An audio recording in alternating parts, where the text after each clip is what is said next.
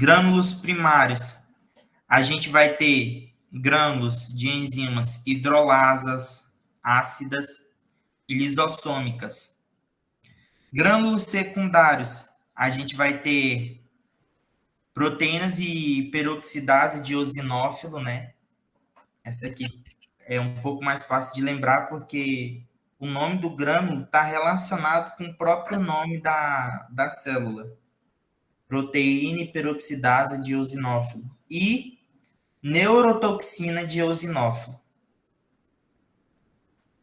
E mais uma vez, de grânulo primário, eu não coloquei aqui, né? Mas tem azurófilo também, porque o azurófilo está presente em todas.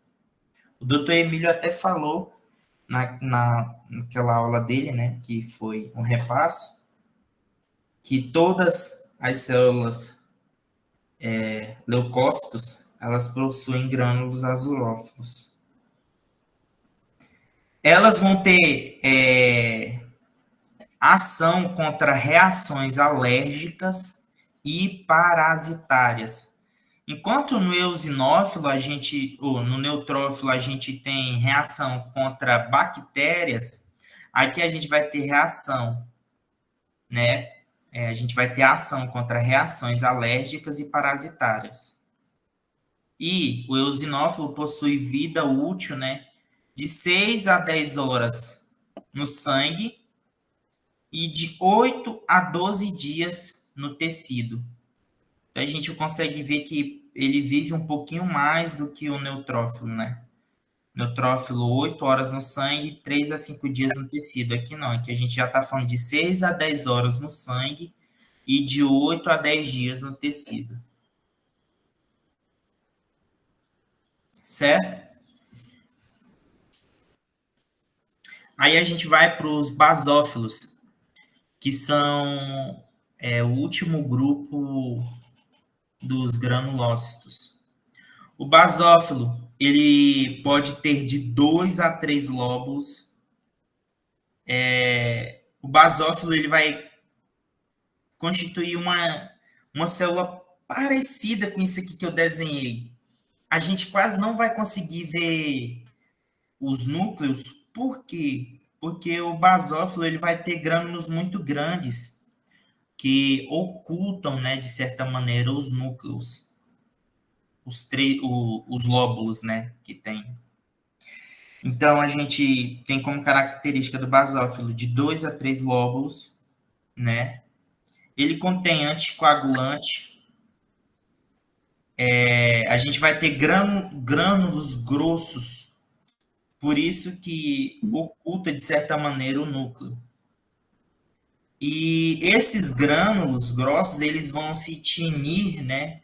Quando a gente for usar tinção para ver os grânulos, com o rojo violáceo, que seria o vermelho violáceo, né? No português. Vermelho violáceo. Então, o basófilo, ele tem de 2 a 3 lóbulos, contém anticoagulante, grânulos grossos, né? E eles são, a gente consegue ver eles quando a gente se tine com rojo violáceo. E ele tem vida útil de 6 a 8 horas no sangue e de 3 a 4 dias no tecido. Então, se comparado o basófilo com o eosinófilo, que a gente acabou de falar, o basófilo no tecido ele vai ter uma vida útil menor. Certo? Aí a gente entra no outro grupo, que seria o dos agranulócitos. A é um prefixo de negação, então. Eles não possuem grânulos assim específicos que a gente consiga ver, né? Se a gente falou do neutrófilo, que ele tem grânulo específico lá de mieloperoxidasa, do eosinófilo, que possui toxina de eosinófilo.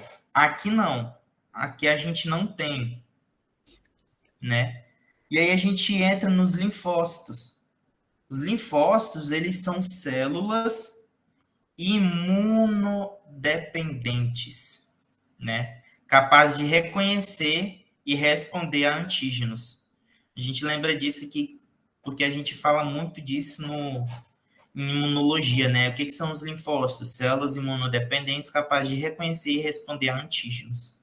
Antígeno seria um corpo estranho que entra no nosso corpo. Ou então, tudo aquilo que não é natural do nosso corpo, né? Antígeno. Acho que seria melhor essa definição. Tudo aquilo que não é natural do nosso corpo. Não se observa nucleolo, né? O linfócito ele vai ter mais ou menos essa forma. A gente consegue ver uma célula aqui com o seu núcleo ocupando quase a totalidade da célula toda. Então, vamos recapitular um pouco. Assim, estruturalmente falando, neutrófilo, ele possui, né, lá a célula de 3 a 5 lóbulos. O eosinófilo é o fone de ouvido, né? Ele possui 2 lóbulos. O basófilo possui de 2 a 3 lóbulos. E o linfócito, ele não possui lóbulo, ele possui um único só e esse ocupa quase ele todo. Certo? E lembrar que que são células imunodependentes. E aí, quando a gente fala de linfócito, a gente não pode esquecer que ele se diferencia em T, B e NK. Certo? E aí, como o último grupo celular dos agranulócitos, a gente tem o monócito. Esse aqui, eu não sei nem como é que eu explico ele, por exemplo, para identificar, porque uma das características é que ele é maior, né? Ele é a célula maior, porque é precursor dos macrófagos. Uma característica principal seria essa, que é uma célula maior do que as outras, né? No slide, né, da professora, fala que possui uma forma parecida com a de um rim ou de uma ferradura. Eu tentei desenhar o máximo possível aqui, que imaginei quando eu estava vendo lá a imagem, mas é isso aqui, foi o máximo que eu dei conta de reproduzir. Assim, dá para a gente ver que ficou quase 100% perfeito, né? Que não existe nem diferença entre esse e entre o real. Mas isso aqui seriam basicamente os monócitos. Eles são células grandes. Seu núcleo possui uma forma parecida com a de um rim ou de ferradura de cavalo. E eles são precursores dos macrófagos. Esse aqui seria um macrófago. Olha que bonitinho. Um macrófago. Esse é um monócito e esse é um macrófago. Coloquei aqui. Células precursoras do sistema fagocítico. O macrófago, ele é uma célula que realiza fagocitose. Então, por isso que eu coloquei célula precursora do sistema fagocítico. Monócito é uma célula precursora do macrófago que corresponde a uma célula do sistema fagocítico. E a vida útil dele é de 1 a 2 dias. Aqui lá não fala se é de 1 a 2 dias no sangue ou no tecido. Não, aqui está no geral, de 1 a 2 dias. Tanto faz no sangue como nos outros tecidos. E aí a gente entra nas plaquetas, que é o último grande grupo de células que compõem, né, o tecido sanguíneo. As plaquetas, elas estão responsáveis pela coagulação do sangue. Quando eu falei lá que a gente tem uma lesão, né, em algum tecido, as plaquetas, elas vão, né, até esse local, elas possuem a capacidade de coagulação para tapar aquela lesão e evitar que entre outros corpos estranhos, fraca entre bactéria, qualquer coisa. Então, ela vai atuar como uma barreira, né? Ela vai fazer a coagulação do sangue para que isso atue como uma barreira, impedindo que o tecido seja mais danificado do que ele já foi. As plaquetas são fragmentos citoplasmáticos, apenas citoplasmáticos dos megacariocitos. Certo? Então, os megacariocitos geram as plaquetas. As plaquetas são fragmentos citoplasmáticos do megacariocito.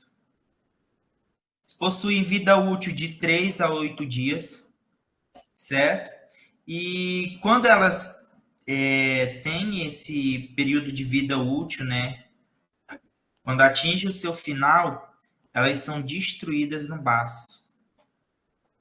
Certo? Aqui.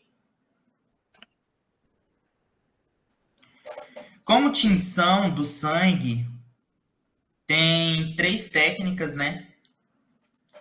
E agora, com licença, né, para o meu inglês atuar aqui. A primeira delas, que é mais usada, que é a de... Oi? Alguém falou comigo? Desculpa perguntar, então as plaquetas e os... Como que é o nome do outro lá, gente, lá em cima? Neutrófilos? É neutrófilos? Deixa eu ver. Eritrócitos, eles são todos destruídos no baço, então, né? Sim, muito bem. Entendi. Então, vamos lá, como tinção. A gente, uma das que é mais usada, que é essa aqui, a de May Gruvald Gensa. Essa aqui. Bem bom meu inglês. Isso aqui parece mais uma linguagem asteca, maia, inca, né? Mas é bom não saber pronunciar, mas saber escrever isso aqui é muito bom. Acho que o Rubens sabe falar. O Rubens sabe falar inglês, se eu não me engano. O Rubens sabe. Eu acho que o Rubens ele possa até saber pronunciar isso aqui, mas como o meu inglês não é tão bom que nem o dele, a gente fica com essa performance aqui horrorosa de Mangrove de Gensa. Pronto. Essa técnica de tinção, ela consiste na junção de eosina com azul de metileno. Então, essa técnica aqui, que eu acabei de pronunciar, ela é uma junção da eosina mais azul de metileno. Certo? Aí a gente vai ter a segunda mais usada, que é a de Romanovsky, né? Que também é conhecida como a modificação de Wright. Acho que é isso que fala.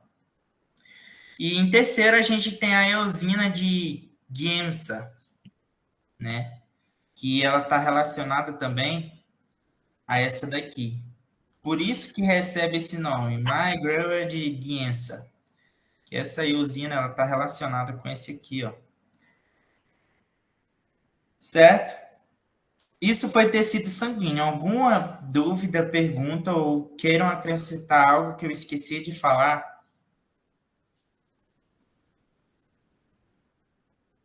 Não é dica de nada. Rubens, você está acordado, Rubens? Tô acompanhando aqui. Eu esqueci de falar alguma coisa? Não. Cobriu tudo. Bom, vamos lá. Esse foi tecido sanguíneo. Como eu falei, esse repasso aqui não é uma aula. É mais